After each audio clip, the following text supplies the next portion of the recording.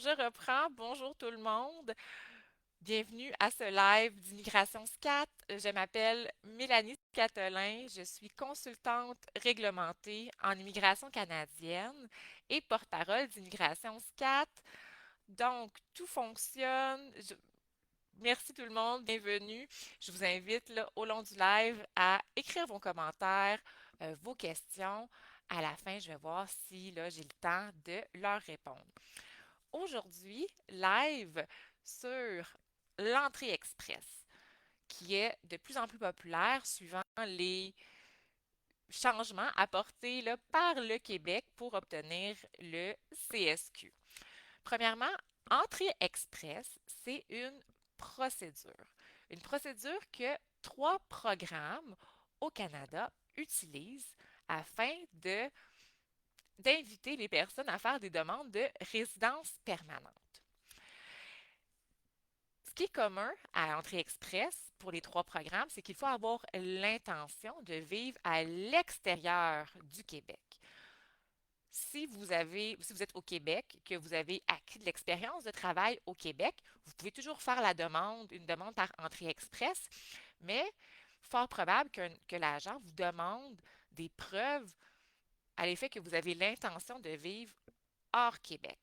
C'est à réfléchir. Donc, exemple, des recherches d'emploi, des preuves que vous avez fait des recherches pour vivre dans telle province, des démarches pour la garderie, bon, des choses comme ça. Et bien sûr, une fois que vous êtes résident permanent, vous pouvez vivre où vous voulez au Canada, sauf si vous avez un engagement envers une province, par exemple, et là, vous devez respecter cet engagement-là, mais sinon, vous pouvez vivre où vous voulez. La Charte canadienne s'applique à vous. La différence, c'est que quand on est résident permanent, par contre, on a l'obligation de vivre physiquement au Canada au moins 2 ans à chaque période de 5 ans. Donc, avant tout, comment faire une demande par entrée express? On se crée un profil dans un compte via CléGC, où est-ce qu'on fait les demandes, par exemple, de permis de travail ou permis d'études.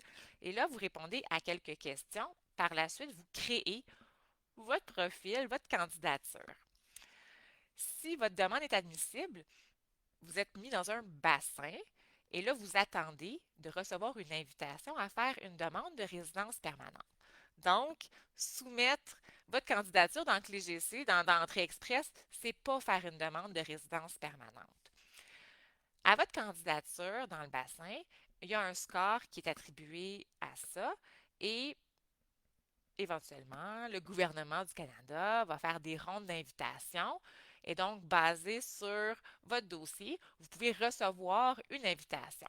Et là, c'est là que vous faites votre demande de résidence permanente. Basé sur votre déclaration, vous allez avoir plusieurs documents à soumettre et là, ensuite, vous payez les frais de traitement et un agent va évaluer votre demande et prendre sa décision par la suite. Ce qu'on dit dans la déclaration d'entrée express, dans les, la fois qu'on met notre candidature, c'est important parce que c'est ça qui va faire en sorte qu'on va recevoir les documents. Les, c'est basé sur ce qu'on déclare qu'on reçoit la liste de documents et c'est ça qu'il faut prouver. Alors, il faut être conscient que nos déclarations au départ doivent être véridiques et qu'elles pourront être soutenues par de la preuve. Et là, je vais vous parler des trois programmes d'entrée express. Tout ce que je vous dis est sur le site du gouvernement du Canada. Donc, le but ici, c'est vraiment là, de vulgariser un peu euh, les détails des programmes et au lieu de cliquer un peu à gauche puis à droite, je vous parle un peu là, des exigences.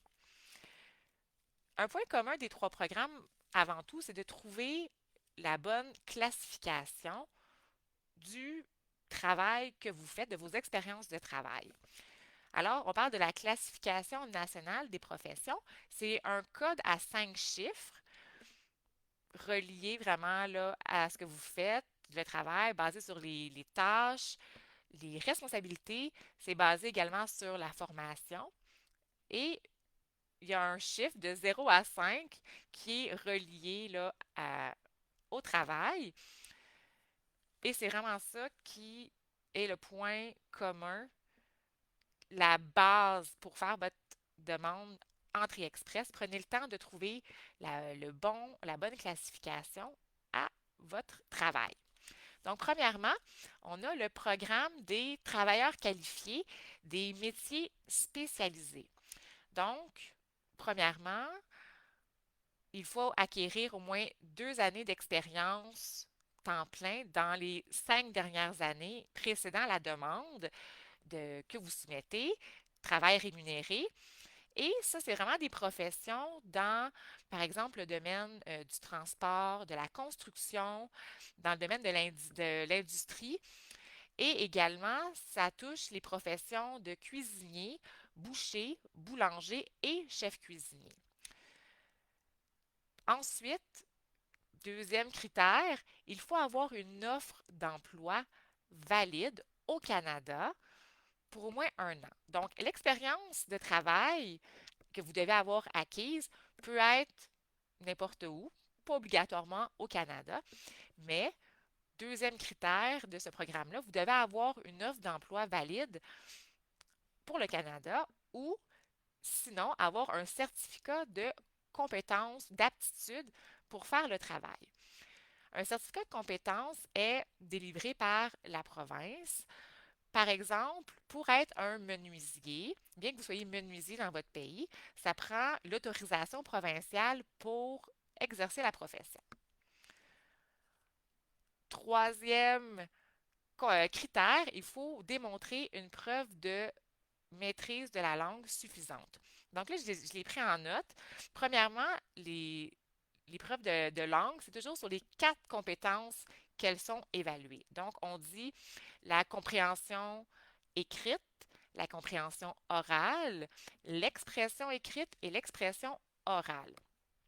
Pour le programme des travailleurs qualifiés des métiers spécialisés, le minimum à avoir pour l'écrit est de 4 et le minimum à avoir pour l'oral est de 5. Il n'y a pas d'études minimum approuvées, ce qui est bien, et éventuellement, il y a une preuve de fond minimale que vous devrez prouver. Petite parenthèse sur la preuve de fond, il n'y a pas de points alloués à la preuve de fond. Toutefois, quand vous déposez votre demande de résidence permanente et à la fin, lorsque vous allez avoir votre visa de résident permanent, vous devrez prouver que vous avez suffisamment d'argent pour subvenir à vos besoins et à ceux des membres de la famille qui sont inclus dans votre demande. Donc là, c'est sûr que le montant que vous devez prouver est différent. Si vous êtes seulement une personne, c'est environ 15 200 dollars canadiens et pour une famille de 4 personnes, c'est environ 28 300 dollars canadiens. Et là, la preuve de fonds se fait par une lettre de la banque qui va parler là, de vos actifs et de vos passifs. Et vous devez avoir également un accès légal à cet argent-là. Maintenant, si c'est impossible pour vous d'avoir cette preuve de fonds-là, même si vous avez un très beau dossier Entrée Express, vous ne serez pas en mesure là, d'obtenir la résidence permanente. Les seules personnes qui sont exemptées de la preuve de fond, c'est ceux qui vont appliquer dans la catégorie de l'expérience canadienne, que je vais parler plus tard, et ceux qui sont au Canada en train de travailler et qui ont une offre d'emploi valide. Donc, c'est seulement ces 2 catégories de personnes-là qui n'ont pas de preuve de fond. Donc, c'est le programme des travailleurs qualifiés des métiers spécialisés. Le deuxième programme, c'est celui des travailleurs qualifiés seulement au fédéral. Premièrement, il faut avoir l'expérience de travail, minimalement 1 an, acquise dans les 10 dernières années, que ce soit au Canada ou à l'étranger, mais pour le travail des catégories 0, 1, 2 ou 3. Donc ça, c'est généralement les emplois qui requièrent minimalement un diplôme collégial. Pour ce programme-là, ça prend une maîtrise minimale de la langue de 7 que ce soit français ou anglais. Et si vous avez une deuxième langue officielle, la maîtrise minimale est de 5. Ce programme-là a des études de base que vous devez démontrer. Si vous avez étudié au Canada, ça prend au moins un diplôme d'études secondaires. Ça prend également le même niveau si vous avez étudié à l'étranger. Par contre, vous devrez avoir une étude comparative là, des diplômes. Le plus connu, c'est WES habituellement, mais ça va vous le prendre pour cette demande-là, ce programme-là. Et également la preuve de fond, qui revient au même, tout dépendant combien vous êtes dans votre famille et si vous travaillez présentement au Canada et que vous avez une offre d'emploi valide. Donc, on voit que c'est vraiment un peu la même chose, tout dépendant, le travail, la langue. Il y a toujours des critères minimaux à atteindre. Et finalement, le troisième programme qui utilise la procédure d'entrée express est la catégorie d'expérience canadienne. Ce programme-là vise les personnes qui ont eu de l'expérience de travail au Canada. Donc, ça prend au moins un an de travail dans les 3 dernières années qui précèdent le dépôt de la demande. Et c'est de l'expérience de travail des postes de catégorie 0, 1, 2 ou 3. Il y a également un minimum de langues à atteindre et c'est encore 7 ou 5. Mais ça va dépendre de votre travail. Si votre travail est de catégorie 0 ou 1, le minimum est de 7. Sinon, si c'est 2 ou 3, le minimum de langue est 5. Il n'y a pas d'études minimales pour ce programme-là, ni de preuve de fond, comme je l'ai mentionné. Donc là, ça, c'est vraiment les critères de base, les critères minimaux des 3 programmes qui utilisent la procédure entrée express. Comment faire pour avoir plus de points? C'est toujours ça la question qu'on se pose. Parce qu'une fois qu'on rencontre les critères minimaux, oui, notre candidature est dans le bassin, c'est super, mais il n'y a pas de garantie que vous allez être invité à présenter votre demande de résidence permanente parce que vous êtes dans le bassin. C'est le gouvernement qui va établir, ronde après ronde, quel programme est visé et c'est quoi le score minimal pour obtenir une invitation. Et là, il n'y a pas de solution magique. Malheureusement, c'est basé par exemple sur les études. Donc, oui, disons, la catégorie d'expérience canadienne ne requiert pas minimalement un diplôme pour être admissible. Par contre, si vous en avez un, que ce soit au Canada ou à l'étranger, c'est sûr que ça peut être intéressant d'avoir l'équivalence de diplôme pour le déclarer dans votre demande et ainsi avoir plus de points. Même chose pour la langue.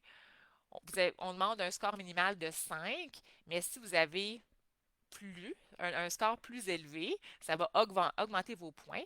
Même chose pour la maîtrise d'une deuxième langue officielle. Et également, basé sur l'expérience de travail. Donc, plus vous avez d'expérience de travail, plus votre score est élevé. Oui, travailleur qualifié demande minimalement un an d'expérience. Mais si vous en avez 5, 7 et que vous êtes en mesure de le prouver, votre score est plus élevé. C'est ça qu'il faut se rappeler. Tout ce qu'on met dans notre demande entrée express, en bout de ligne, il faut le prouver. Si vous déclarez 8 années d'expérience de travail qualifié dans tel domaine pour la demande pour le programme des travailleurs qualifiés au fédéral, vous pouvez être rapidement invité à présenter une demande de résidence permanente. Mais en bout de ligne, vous devez prouver ce que vous déclarez. Et comment on prouve ce qu'on déclare? Eh bien, par des attestations de travail, par des relevés de paye, parce que le travail doit être rémunéré, par des documents gouvernementaux officiels, comme quoi vous avez, par exemple, payé des impôts, cotisé à une assurance salaire, donc des choses comme ça. Tests de langue, ça prend des tests de langue reconnus par le gouvernement et ils sont valides 2 ans. Études, comme je le disais, donc c'est une évaluation comparative des études par un organisme reconnu aux fins d'immigration si vous n'avez pas d'études là, au Canada. Il y a d'autres éléments, comme par exemple la capacité d'adaptation. Est-ce que vous avez de la famille qui sont des citoyens canadiens, des membres de la famille proche, comme des frères et sœurs qui sont au Canada, des choses comme ça. Mais, comme je le mentionne, il n'y a pas de solution miracle, malheureusement. Et s'il n'y a pas de programme auquel vous êtes admissible, il n'y en a pas, malheureusement. Ça ne sert à rien, là. On peut essayer d'être créatif, mais si en bout de ligne, il n'y en a pas, il n'y en a pas. Que vous preniez un représentant en immigration ou que vous le fassiez par vous-même, vous pouvez absolument, il n'y a pas d'obligation, et faire sa demande d'entrée express, donc de créer sa candidature, il n'y a pas de frais du gouvernement reliés à ça. Il y a des frais de traitement si vous déposez une demande là, de résidence permanente à la fin. Et un autre élément qu'il ne faut pas oublier, c'est qu'éventuellement, pour la résidence permanente, vous devrez avoir un certificat de police. Donc, les certificats de police, afin que le gouvernement vérifie vos antécédents en matière de sécurité, vous devez les déposer pour tous les pays pour lesquels vous avez vécu plus de 6 mois depuis vos 18 ans. Et là, pensez-y, si vous avez des petits pépins à gauche puis à droite, ça se peut ça aussi que ça fasse que votre demande soit refusée. L'immigration, c'est une longue procédure. Il faut être patient. Comme je le répète souvent, il n'y a pas de garantie, il n'y a pas de promesse. Si quelqu'un vous en fait, fuyez. Prenez le temps de vérifier les représentants auxquels vous mettez votre confiance. L'immigration au Canada, c'est malheureusement un droit et il faut là, faire avec les programmes en cours. Donc, on se rappelle, entrée express, c'est vraiment l'intention de vivre hors Québec. Vous pouvez faire entrée express et une demande, une déclaration d'intérêt dans Arima en parallèle, mais en bout de ligne, l'intention ultime devra être démontrée. Et dernier point, n'oubliez pas que si vous êtes au Canada, les demandes que vous faites pour la résidence permanente ne donnent aucun statut. Donc, que vous fassiez une demande entrée express, une déclaration d'intérêt dans Arima, et même si vous avez votre certificat de sélection du Québec, ça donne aucun statut au Canada. Et donc, en parallèle, on doit toujours avoir un statut temporaire valide. Donc, que ce soit visiteur, travailleur ou étudiant, c'est toujours à prendre en considération pour ceux qui sont au Canada. Je vous remercie beaucoup pour votre présence, une petite capsule informative aujourd'hui. Continuez à suivre Immigration SCAT. Euh, je vous remercie beaucoup pour tous vos messages et je vous dis à très bientôt.